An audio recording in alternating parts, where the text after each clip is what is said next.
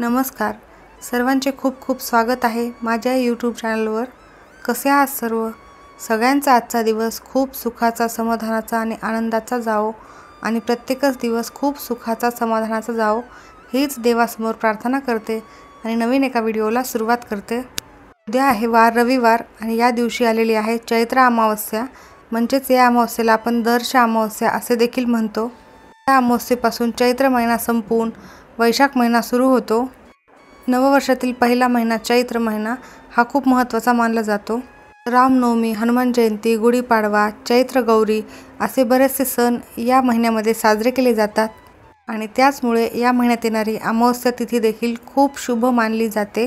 अमावस्या ही तिथी माता लक्ष्मीला समर्पित असल्यामुळे काही उपाय केल्याने निश्चितच त्याचे फळ मिळते.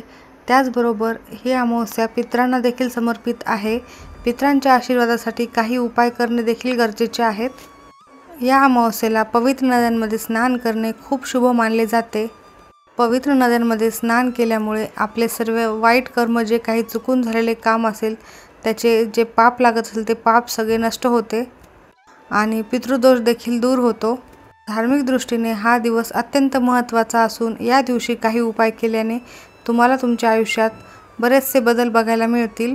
तर कोणकोणते उपाय आहेत ते आपण या व्हिडिओमध्ये बघणार आहोत. उद्या आहे रविवार, चैत्र अमावस्या. काहीच करू नका, करा फक्त एकच काम.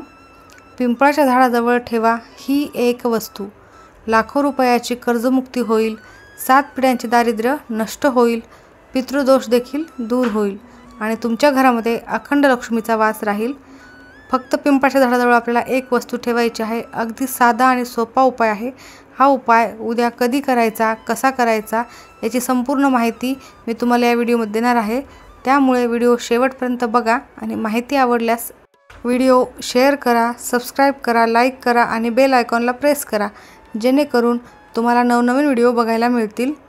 आता जो उपाय मी तुम्हाला सांगणार आहे तो उपाय उद्या तुम्ही चैत्र अमावस्येला म्हणजेच दर्श अमावस्येला दिवसभरात कधीही करू शकता. अगदी सकाळपासून ते संध्याकाळपर्यंत कधीही हा उपाय तुम्ही करू शकता. जेव्हा केव्हा शक्य आहे तेव्हा तुम्हाला ही एक वस्तू पिंपळाच्या झाडाजवळ ठेवायची आहे. हिंदू धर्मानुसार पिंपळाचे झाड हे खूप महत्त्वाचे मानले जाते. पिंपळ हे एक पवित्र वृक्ष मानले जाते. पिंपळाच्या झाडाशी बऱ्याचशा कथा जोडल्या गेलेल्या आहेत. पिंपळ हे लक्ष्मीचे निवासस्थान मानले जाते आणि अमावस्येच्या दिवशी पिंपळाची पूजा अवश्य केली जाते. त्यामुळे आपल्या घरात सुख, शांती, समृद्धी प्राप्त होते आणि लक्ष्मी देवीचा आशीर्वाद देखील प्राप्त होतो. अमावस्येच्या दिवशी आपण शनिदेवांची देखील पूजा करत असतो. माता लक्ष्मीसोबत भगवान विष्णूंची देखील पूजा करत असतो आणि याच दिवशी आपण पितृपूजन देखील करत असतो. आणि असे म्हटले जाते की पिंपळाच्या ह्या एकाच झाडामध्ये सर्व देवी देवतांचा वास असतो. पिंपळाच्या झाडावर शनिदेवतांचा देखील वास असतो असे सांगितले गेले आहे. जर आपण अमावस्येच्या दिवशी या झाडाची पूजा केली तर शनिदेवतांचा कोप देखील कमी होतो. तसेच या पिंपळाच्या झाडाला भगवान विष्णूंचे स्वरूप मानले गेले आहे. जिथे भगवान विष्णूंचेच अवतार, मुळात विष्णू, खोडात श्रीकृष्ण आणि फांद्यामध्ये नारायण देवता आहे असे मानले जाते. तिन्ही अवतार विष्णूंचेच असल्यामुळे या दिवशी पिंपळाच्या झाडाची पूजा केल्यास आपल्याला निश्चितच त्याचे फळ मिळते. त्याचप्रमाणे काही ठिकाणी असे सांगितले जाते की देवी लक्ष्मी देखील पिंपळाच्या झाडाच्या पानामध्ये वास करत असते. त्याचप्रमाणे या झाडामध्ये आपल्या पितृदेवतांचा देखील वास असतो असे काही ठिकाणी सांगण्यात आले आहे. म्हणून या झाडाची पूजा केल्याने पितृदेव देखील प्रसन्न होतात आणि पितृदोष हा नष्ट होतो. तुम्ही जर अमावस्येच्या दिवशी इतर कुठल्याही सेवा आणि उपाय जर नाही केले आणि फक्त पिंपळाच्या झाडाचीच जर पूजा केली तर तुमच्या जीवनातील अनेक अडचणी, सर्व संकटे दूर होतात. जर आपल्या घरामध्ये पितृदोष असेल तर आपल्याला अनेक संकटांना सामोरे जावे लागते.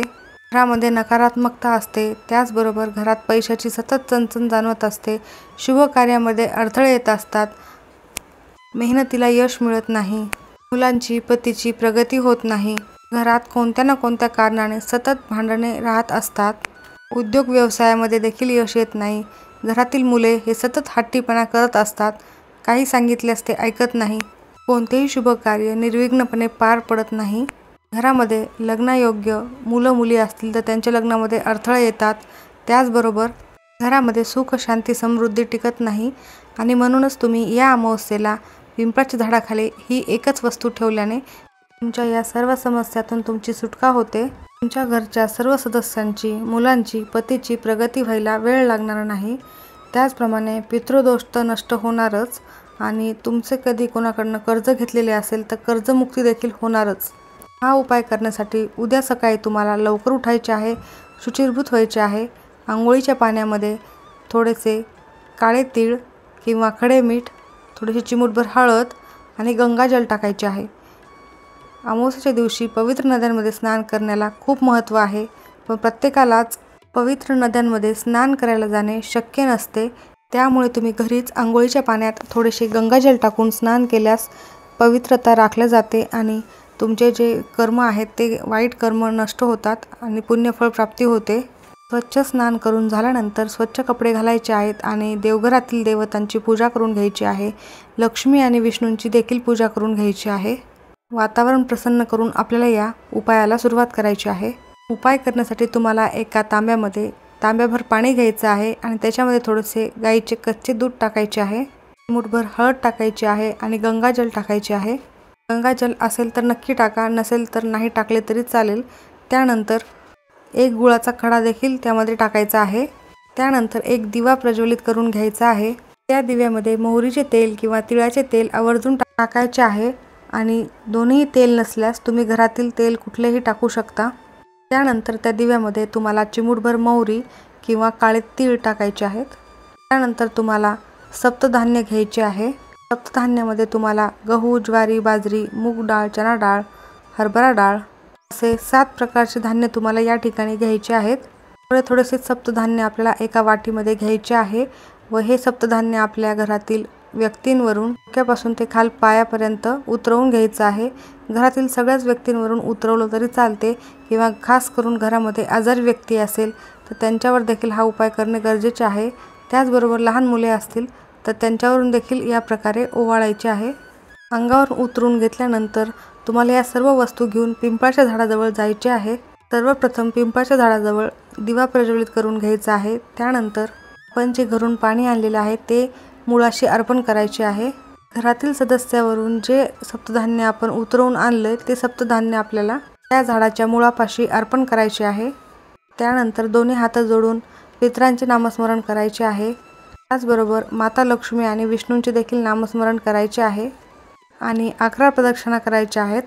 प्रदक्षिणा करत असताना ओम नमो भगवते वासुदेवाय नमः या मंत्राचा जप करायचा आहे आणि दोन्ही हात जोडून मनोभावे प्रार्थना करायची आहे।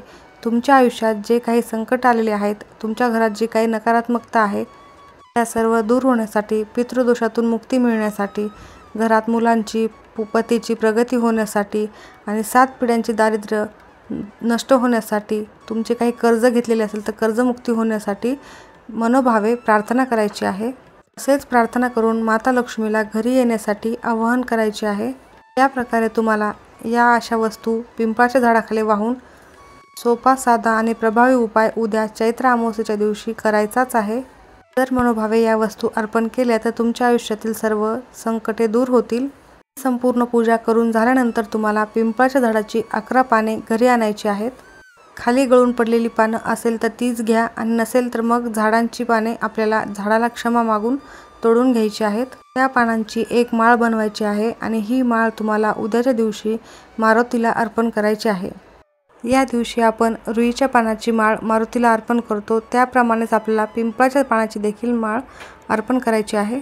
जर या दिवशी आपण पिंपळाची पानाची माळ जर मारुतीला अर्पण केली असता, त्याबरोबरच एक नारळ आणि मुठभर उडीद अर्पण केले असता, आपल्याला आपले प्रत्येक कामामध्ये यश मिळणारच आणि यामुळेच आपल्या सर्व इच्छा मनोकामना देखील पूर्ण होणारच। अशा प्रकारे तुम्हाला पिंपळाच्या झाडाजवळ ही एक वस्तू अर्पण करून हा प्रभावी एक उपाय करायचा आहे। तुमच्याकडे सुतक वगैरे असेल तर हा उपाय करायचा नाहीये किंवा मासिक धर्म असेल तर घरातील दुसऱ्या व्यक्तींनी हा उपाय करायचा।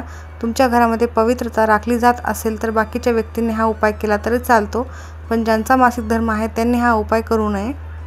माहिती आवडल्यास लाईक, शेअर आणि सबस्क्राईब नक्की करा। धन्यवाद।